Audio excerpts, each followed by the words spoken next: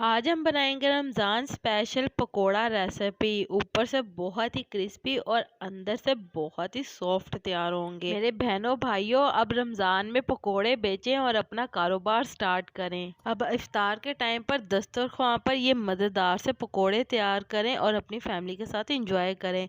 बिस्मिल्लाहिर्रहमानिर्रहीम। अस्सलाम वालेकुम जी, क्या हाल चाल है आपके?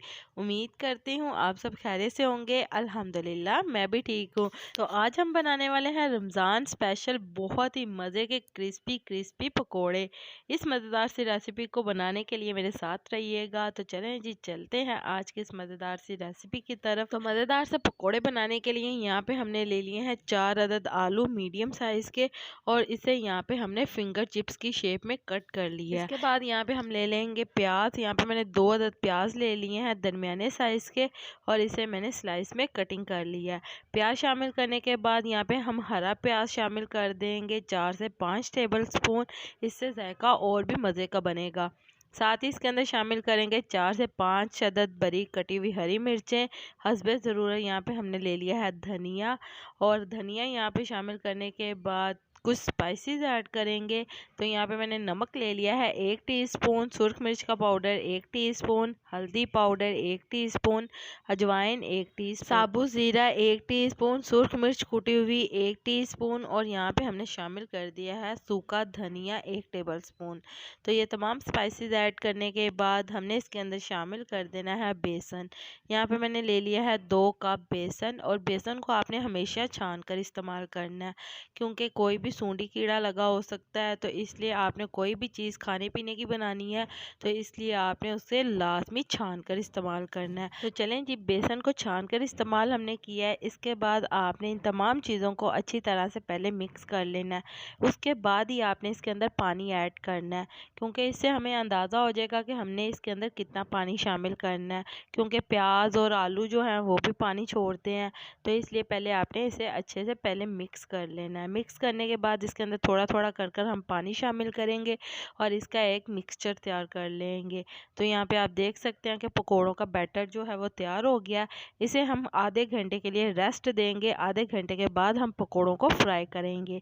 तो चलें जी, यहाँ पे आप देख सकते हैं हमने ले लिया है ऑयल फ्राई करने के लिए। तो जैसे ही हमारा कुकिंग ऑयल थोड़ा सा गर्म होगा तो इसके अंदर हम पकोड़े शामिल कर देंगे। थोड़ा थोड़ा ये बैटर शामिल करेंगे और इसे हमने मीडियम टू लो फ्लेम के ऊपर पकाना है। तो चलें जी, आप देख सकते हैं कि एक साइड से हमारे जो पकोड़े हैं वो पक गए हैं, और इसे हमने मीडियम टू लो फ्लेम के ऊपर पका रहे हैं। तो एक साइड पर जब पक जाएंगे हम इसकी साइड चेंज कर देंगे। तो साइड चेंज करके हम इसे दूसरी साइड से भी पका लेंगे, ताकि दूसरी साइड से भी ये अच्छी तरह से पक जाए और क्रिस्पी तैयार हो। तो आपने मीडियम टू लो फ्लेम के ऊपर इसे लाजमी पकाना है, ताकि हमारे पकोड़े क्रिस्पी तैयार हो। अगर आप इसे तेज़ आग के ऊपर पकाएंगे तो आपके पकोड़े एकदम से जल जाएंगे और पकोड़े हमारे क्रिस्पी तैयार नहीं होंगे। तो ये एक लाजमी टिप को आपने फॉलो करना है, इससे आपके पकोड़े बहुत ही मज़े के और क्रिस्पी तैयार होंगे। और जब भी आपने पकोड़ों को ऑयल के अंदर शामिल करना है, आपने चमची की मदद से नहीं शामिल करना, आपने इसे हाथों की मदद से शामिल करना है। इससे पकोड़े आपके खिले खिले तैयार होंगे। तो यहाँ पे आप देख सकते हैं पकोड़े हमारे दोनों साइडों से अच्छी तरह से पक गए हैं और हमने इसे फ्राई कर लिया। बहुत ही प्यारे और गोल्डन कलर इसके ऊपर आया। तो बहुत ही मज़ेदार से हमारे क्रिस्पी क्रिस्पी पकोड़े तैयार हो गए हैं। इसी तरह से हम बाकी के सारे भी पकोड़े फ्राई कर लेंगे। तो बहुत ही मज़ेदार से हमारे पकोड़े तैयार हो रहे हैं। तो चलें जी, इसी के साथ मुझे लाजमी बताइएगा कि मेरे प्यारे प्यारे व्यूवर्स मुझे किस मुल्क और किस शहर से देख रहे हैं, ताकि मैं आपका शुक्रिया अदा कर सकूं। और कमेंट बॉक्स में भी लाजमी बताइएगा कि आपको मेरी आज की मज़ेदार सी रमज़ान स्पेशल पकोड़ों की रेसिपी कैसी लगी। और आप सबका मेरी वीडियो को देखने का और पसंद करने का बहुत बहुत शुक्रिया। तो चलें जी, आप देख सकते हैं इफ्तारी स्पेशल हमारे पकोड़े बहुत ही मज़ेदार से क्रिस्पी क्रिस्पी तैयार हुए हैं। बहुत ही मज़े के हैं, ऊपर से बहुत ही क्रिस्पी और अंदर से बहुत ही सॉफ्ट है। तो बहुत ही मज़ेदार से ये पकोड़े अब आप खुद घर पर बनाएं। और जो मेरे बहन भाई इस रमज़ान में कारोबार करना चाहते हैं वो ये मज़ेदार से पकोड़े बनाकर कारोबार स्टार्ट कर सकते हैं। बहुत ही इजी रेसिपी है, अब आप खुद घर पर बना सकते हैं। तो चलें जी, उम्मीद करती हूँ मेरे प्यारे प्यारे व्यूवर्स को मेरी आज की मज़ेदार सी रेसिपी पसंद पसंद आई होगी।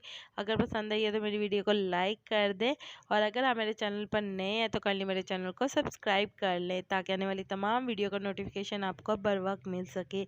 अल्लाह ताला आपको बहुत सारी खुशियाँ अता करे, आपके रिज़्क़ में ढेरों ढेर बरकत अता करे, आपको मक्कातुल मुकर्रमा और मदीनातुल मुनव्वरा की हाज़िरी नसीब करे। आमीन सुम्मा आमीन। तो इसी के साथ मुझे भी अपनी दुआओं में याद रखिएगा। मिलती हूँ आपसे एक और मज़ेदार रेसिपी के साथ एक और नई वीडियो में। तब तक के लिए मुझे दीजिए इजाज़त। अल्लाह हाफिज़।